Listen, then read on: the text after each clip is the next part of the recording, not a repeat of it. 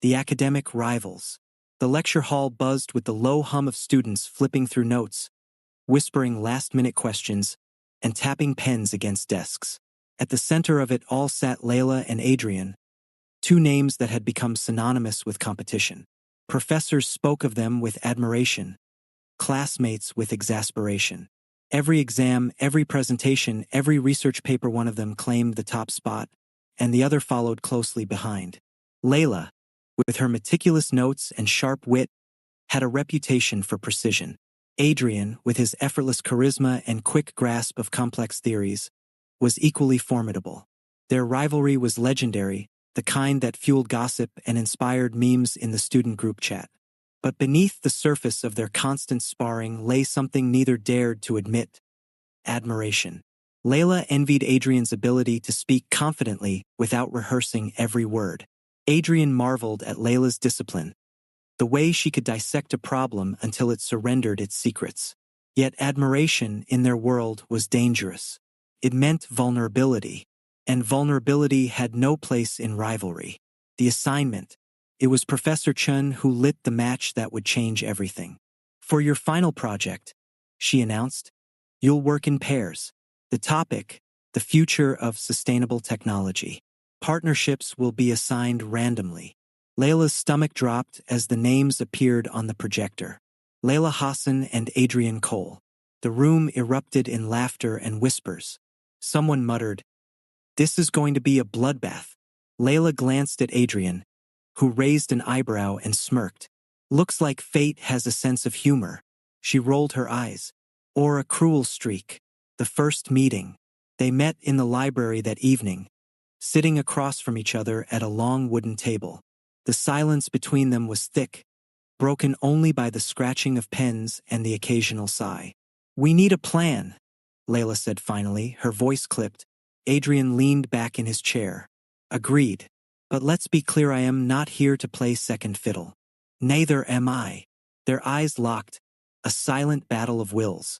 Yet, as they began outlining ideas, something unexpected happened. Their thoughts aligned.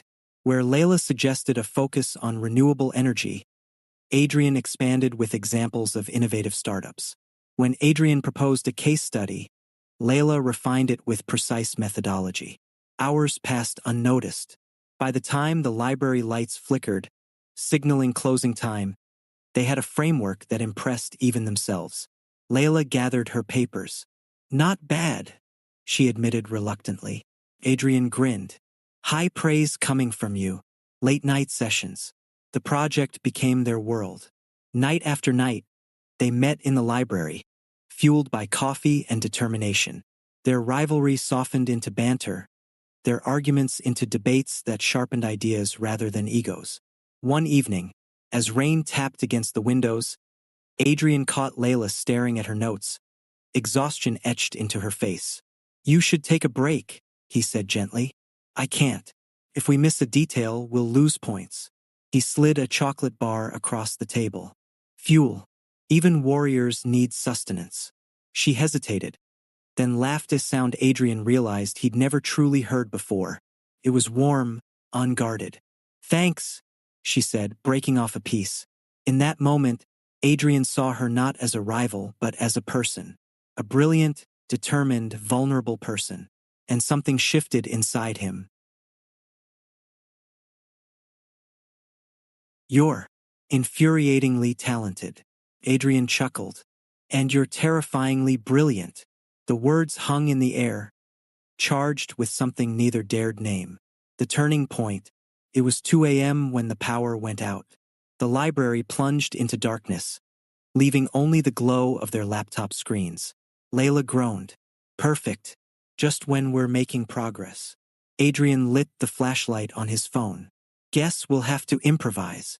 They huddled close, their shoulders brushing as they scribbled notes by the dim light. The proximity was electric, every accidental touch sparking awareness. At one point, Layla looked up, her face illuminated softly. Adrian's breath caught. She was beautiful, not in the polished way he'd always imagined, but in the raw honesty of the moment. "Why are you staring?"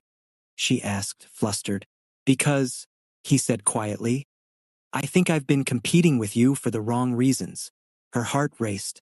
What do you mean? I mean, maybe I wasn't trying to beat you. Maybe I was trying to get close to you. Silence. Then, softly, Layla whispered, maybe I was too. The confession. The project deadline loomed, but their focus shifted. Between citations and graphs, they exchanged glances that lingered too long, smiles that carried hidden meanings. On the final night, as they polished their presentation, Adrian closed his laptop and turned to her. Layla, he began, his voice steady but his hands trembling. I don't want this to end with the project. I don't want us to go back to pretending we hate each other. Layla's eyes softened. Neither do I. He reached for her hand, hesitant, as if afraid she might pull away. But she didn't. She held it firmly, as though anchoring them both. Their presentation was flawless. They spoke in harmony, their ideas flowing seamlessly. The class watched in awe, not just at the brilliance of their work, but at the undeniable chemistry between them. When Professor Chen announced their project as the best of the semester, the room erupted in applause. But Layla and Adrian barely noticed. Their victory was not in the grade, but in the bond they had forged. Weeks later, they sat together on the campus lawn, watching the sunset. Do you ever miss it? Adrian asked. Miss what? The rivalry. The thrill of trying to outdo each other. Layla smiled. We still challenge each other. But now, feels different. Better. He leaned closer.